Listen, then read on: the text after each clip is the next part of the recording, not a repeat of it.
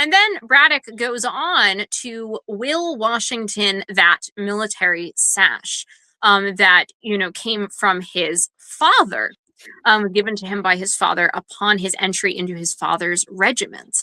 And so this was a very intimate and very paternal thing. Not only does he get that, but Braddock also gives Washington his pistols. He gives him a fancy pouch, like saddle pouch. So there's, and I think he also gets Braddock's surviving horse as well. And Braddock asks Washington to do his eulogy. So this is all very intimate stuff going on with this, and Washington keeps these items, the sash and the pistols, throughout his life, and carries the sash around with him everywhere practically, even when he was a rebel general now at this point, and later on a president of said rebel breakaway entity. But unfortunately, Washington had some issues. I'm just going to go briefly. Washington had some issues in terms of, I feel like, not only forgiveness, but properly contextualizing father figures. This is something, and a lot of other things, but pops up later. He tends to be posthumously mad at Braddock. I'm not gonna go into great detail here, but suffice to say, he tends to talk up a bit of a game here about how much, all of the flaws he saw in Braddock, to the point of annoying some of the other aides. And you had another aide who basically said, wrote Washington a letter in which he says, look, I don't know if you know this, but look, Braddock cared about you. I can't believe you didn't see this, but you were kind of his pet. I know he yelled at you a lot, but I mean, he did that when he liked you. That was his love language. You understand? He cared. He didn't really have a family. So, come on, dude. Don't be like this. And he had a complicated relationship. I think it's interesting to comment on Washington in that light, that I feel like this was an aspect of his complicated relationship with Mother England. So it was like the parent type of thing was a bit complex for him, that he had this relationship, though. And I think that was the point of the song, that I wrote the song. And I made a point that even though he has this very complicated relationship both with Braddock and with England, wider Britain, of course, though he has this complex relationship, he can run, but he can't hide. It's in his blood. It's in his DNA. It's in his very essence. It's in the language on his tongue.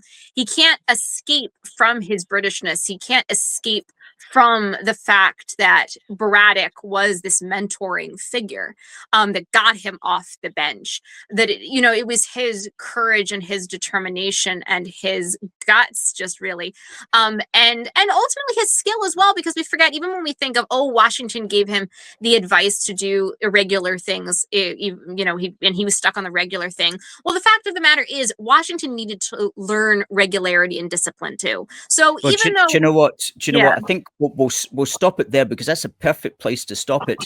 And basically what you have explained to us is that the founder of America, if you want to be dramatic about it, or at least modern, the 13 modern colonies. Republican government, because we want to emphasize America has a longer history than that. Exactly. I always like to say that. Exactly. The founder of the current Republican system got his start basically by this chap Braddock, who, if he had not taken this young whippersnapper in, who knows, the history of the world could actually have gone in a different direction. The history of America could have gone in a different direction. Who knows? So, in fact, Colonel Braddock General Braddock get him up on a huge influence over Washington, and a critical figure in America's past that I hitherto did not know anything about until just now. In fact, I said Colonel Braddock because you were Colonel close, because Colonel Washington you were thinking of, probably. No, I wasn't thinking of him. I was thinking of Colonel James Braddock, which is the Chuck Norris character in the Missing in Action films. Okay. The three Missing in Action films, he's called Colonel James Braddock, because you said what a great name Braddock is. What a great kind of American British name.